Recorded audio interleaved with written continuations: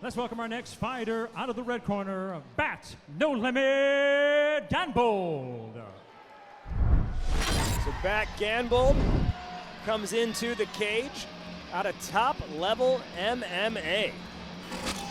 Yeah, Bat Ganbold, I mean, he's taking a little bit of a break, 1-0 as an amateur, but this guy's coming to us out of a very strong gym in top level MMA.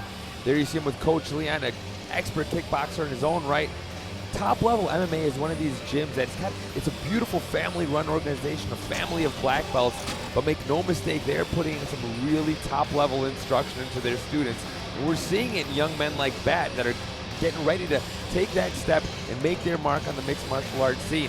Bat was victorious in his mixed martial arts debut a year ago. Now here he is ready. I like that he took some time to gather his talents and refine them, sharpen that knife a little bit.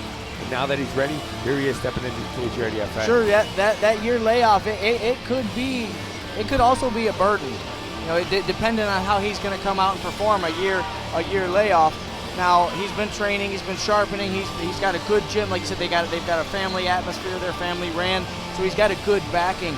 So I'm curious to see how that year of not competing actually plays out for him, if he's going to come out and really perform or if he's going to be a little gun shy. More than a year between fights for Ganbold. And let's hear our second fighter come down. And now this one fighting the blue corner, Josh Anstey. He's going to go up against Josh Anstey, making his amateur debut out of Daniel Gracie, Grand Rapids. Yeah, this is another fighter we're seeing out of Daniel Gracie, Grand Rapids. We saw Sergio Fontes earlier putting on a real valiant effort, but now it's Anstey that gets his chance to make his mark. He himself is, he's debuting, but he's doing the right things. He's getting out there, he's competing in the grappling circuit. I think that's a really good way to kind of get your feet wet before you step in the cage. He recently competed over the summer in a handful of tournaments, winning some gold medals. Now he brings his tall, rangy 6-foot frame inside the cage here, ready to take that next step up. Sure, it's good that he's, like you said, done the grappling competitions, done the other competitions, because you can't just come in and compete. I mean, you can, but if you just come in and compete in MMA, it's a whole different animal than anything. It's different than anything you've ever done. Wrestling, jiu-jitsu, any of those competitions, this is a completely different animal. So, I mean, the grappling competitions are going to translate well, but it's going to be interesting to see how he translates that into MMA. Yeah, luckily for him, though, like we talked about, it's such a benefit to have a group of y'all getting ready for one collective event. Like I said, three members of his gym all on this card tonight. So they've been grinding together so they could shine together. I mean, this is another great matchup, I think.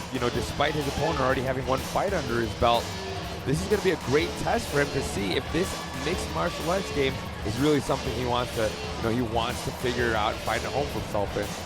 Sure, you don't want to come in on your debut or your first or your second fight and fight a guy who's got a handful of fights already. I mean, they're doing it right, and again, to the organization, they're doing a very good job of matching these guys up so that it's a 1-1 guy versus a 1-0 guy, or 0-1, or it's not a 6-0 versus a 0-0 guy.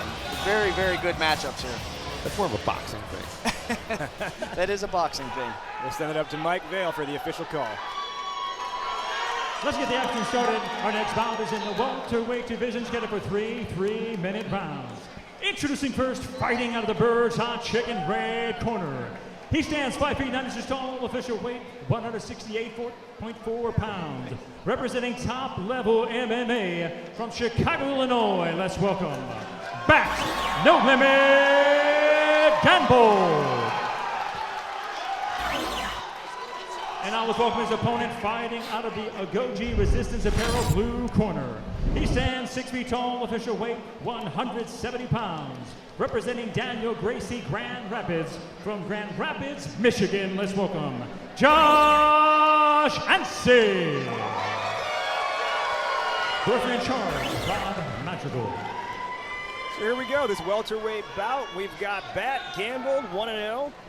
At 5 feet 9 inches tall, up against Josh Anstey at 6 feet tall. Chicago versus Grand Rapids. Here we go. Yeah, right off the bat, you see the frame difference. Now, one thing I remember from Bat Gambold's debut fight, I do remember seeing it. It was a, it was a dominant performance, but it took a while. So he's not afraid of making the fight dirty.